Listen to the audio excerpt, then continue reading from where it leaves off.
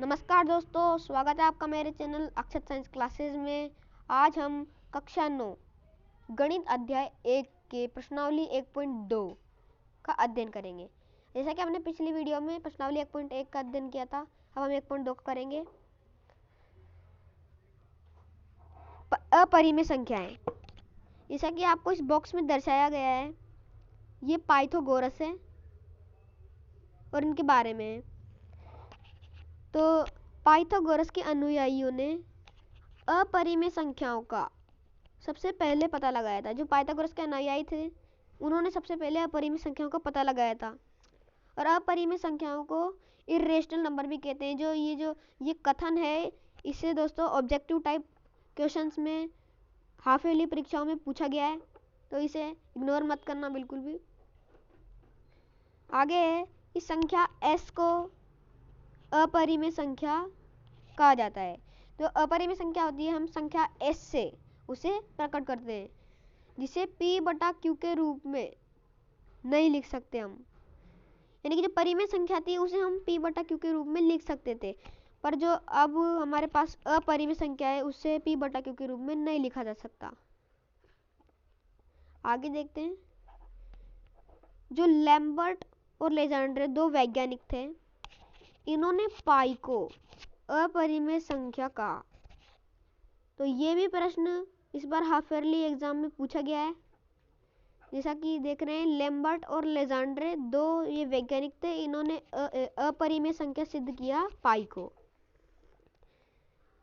फिर आती है वास्तविक संख्या। वास्तविक संख्या रियल नंबर्स, यानी कि जो वास्तविक संख्या रियल नंबर होती है, इसे हम r से प्रकट करते हैं। जैसा कि हमने पिछली बार देखा था, जो बहुत सी संख्याएं थी अपरिमेय संख्या हो गई, अभी हमने देखा उसे s से प्रकट कर रहे हैं। तो अब जो वास्तविक संख्या है इसे हम r से प्रकट करेंगे। आगे देखते हैं, ये दो और वैज्ञानिक हैं। पहले वैज्ञानिक का नाम है जी कैंटर और दूसरे वैज्ञानिक का नाम है आर डेडेकिंड। इसमें हम देखेंगे कि 1870 में दो जर्मन गणितज्ञ कैंटर और डेडेकिंड ने भिन्न भिन्न विधियों से सिद्ध किया। उन्होंने यह दिखाया था कि प्रत्येक वास्तविक संख्या के संगत वास्तविक संख्या रेखा पर एक बिंदु होता है। यानी कि इन्होंने यह बताया था कि जो वास्तविक संख्या होती है, उसकी जो वास्तविक संख्या को हम संख्या रेखा पर प्रदर्शित करते हैं, तो उसका एक अलग से बिंदु होता है और उस प्रत्येक बिंदु के संगत एवं अद्वितीय वास्तविक संख्या होती है वह बिंदु। आगे देखते हैं। अब दोस्तों, इसके अंदर लेसन के खत्म होने के बाद 1.2 प्रश्नावली आती है, जिसे हम अभी हल करेंगे। तो पहला प्रश्न इसमें दिया हुआ है, नीचे दिए गए कथन सत्य है या असत्य? कारण के साथ अपने उत्तर दीजिए। तो प्रत्येक अपरिमेय संख्या एक वास्तविक संख्या होती है, ये कथन है। अब इसे हम प्रश्नावली में देखेंगे। तो प्रत्येक अपरिमेय संख्या एक वास्तविक संख्या होती है, ये जो कथन है सत्य है, क्योंकि वास्तविक संख्याओं का संग्रह परिमेय व अपरिमेय संख्याओं से मिलने पर बनता है। जो परिमेय और अपरिमेय संख्याओं के संग्रह को हम मिला देते हैं, तो जो संख्या हमारी बनती है वह वास्तविक संख्या कहलाती है। आगे, संख्या रेखा का प्रत्येक बिंदु m के रूप का होता है, जहां m एक प्राकृत संख्या है। तो ये जो कथन है, ये फ्रेंड्स, ये कथन असत्य है, क्योंकि कोई भी ऋण संख्या किसी प्राकृत संख्या का वर्गमूल नहीं हो सकती।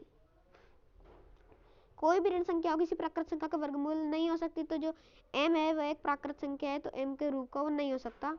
आगे देखेंगे, प्रत्येक वास्तविक संख्या एक अपरिमेय संख्या होती है। तो ये कथन भी हमारा असत्य है, क्योंकि जो वास्तविक संख्या होती है वह अपरिमेय संख्या होती है। तो ये कथन असत्य है, क्योंकि जो अपरिमेय परिमेय संख्या जब मिलती है तो वास्तविक संख्या तैयार होती है। तो ये कथन गलत है। जैसे कि उदाहरणार्थ, दो वास्तविक संख्या है परंतु ये अपरिमेय संख्या नहीं है।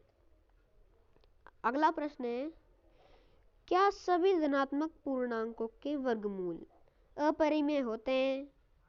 तो धनात्मक पूर्णांकों के वर्गमूल वो अपरिमेय नहीं होते हैं। दूसरा प्रश्न है इसमें, यदि नहीं तो एक ऐसी संख्या के वर्गमूल का उदाहरण दीजिए जो एक परिमेय संख्या हो। तो उत्तर में हमने देखा कि जो ये है √4, तो इसका उत्तर हो जाएगा 2। तो 2 एक परिमेय संख्या है। आगे देखते हैं प्रश्न 3। संख्या रेखा पर 5 को निरूपित कीजिए। तो ये इस प्रश्न में हमें करना क्या है, सबसे पहले हमें एक सरल रेखा खींचनी है।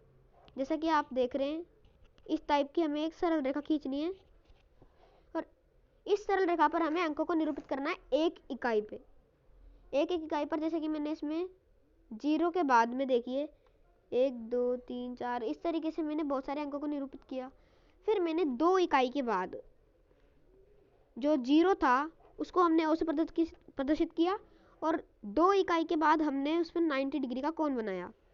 फिर उसके बाद 2 इकाई तक प्रकार खोलकर उसे 90 डिग्री के कोण पर चाप काटा, जैसा कि आप स्क्रीन पर देख रहे हैं। ये वाला हमने चाप काटा। उसके बाद हमने किया क्या, उस चाप को पूरा संख्या रेखा पर मिला दिया और मिलाने के बाद हमें जो बिंदु मिला वह हमें √5 मिला और इस बिंदु को हमने सी से प्रदर्शित किया। इस तरीके से ये प्रश्न हल हुआ। आगे वर्गमूल सर्पिल की रचना कीजिए। दोस्तों ये भी बहुत सरल प्रश्न है। इसको हल करने के लिए सर्वप्रथम हम एक मूल बिंदु का निर्धारित करेंगे, जैसा कि हमने किया। ये एक मूल बिंदु ले लिया हमने। उसके बाद हमने मूल बिंदु से एक रेखा का निर्माण किया, जैसा कि ये है। हमने एक रेखा का निर्माण कर लिया। फिर रेखा का जो अंतिम छोर था वह बिंदु, इस बिंदु से हमने 90 डिग्री का कोण बनाया। इस तरीके से ये हमारी रेखा थी और ये 90 डिग्री का कोण बन गया। उसके बाद हमने बिंदु जो कि हमारा मूल बिंदु था उसे ओ नाम दे दिया और P1 बिंदु से उसे मिला दिया। अब जो मिलाया हमने, जैसे कि ये वाला और ये वाला बिंदु, इन दोनों को मिलाने पर हमें जो प्राप्त हुआ वह था √2। इसी तरीके से हमें जब उन बिंदुओं को मिलाया तो जो ये बिंदु था इसे हमने P2 नाम दिया। P2 नाम देने के बाद इस P2 बिंदु से हमने 90 डिग्री का कोण फिर से बनाया और फिर से बनाने के बाद हमने ये प्राप्त किया। अब जो इसका आखिरी कोण है, आखिरी छोर है, इसे हमने P3 नाम दिया। P3 और मूल बिंदु O को हम मिला देंगे। मिलाने के बाद हमें √3 प्राप्त हुआ। इसके बाद हम देखेंगे कि जो बिंदु P3 है उससे हमने बिंदु P3 से हमने 90 डिग्री का कोण बनाना शुरुआत की और हमने इस तरीके से 90 डिग्री का कोण बनाया। अब जो आखिरी छोर मिला हमें वह हमारा बन गया था P4। अब P4 हमें आखिरी बिंदु प्राप्त हुआ। अब P4 को हम हमारे मूल बिंदु से मिला देंगे तो हमें √4 प्राप्त होगा। इस तरीके से हम इसे आगे बढ़ाते जाएंगे और हमें आखिरी छोर होगा वो हमारा P1 से आकर मिल जाएगा और हमें एक वर्गमूल सर्पिल मिल जाएगा। तो हमने इस वीडियो में प्रश्नावली 1.2 का अध्ययन किया। अगर वीडियो अच्छी लगी तो लाइक कर दीजिए और चैनल को सब्सक्राइब कर दीजिए। अगर कोई भी क्वेरी है तो कमेंट कीजिए। Thank you. मिलेंगे अगले वीडियो में।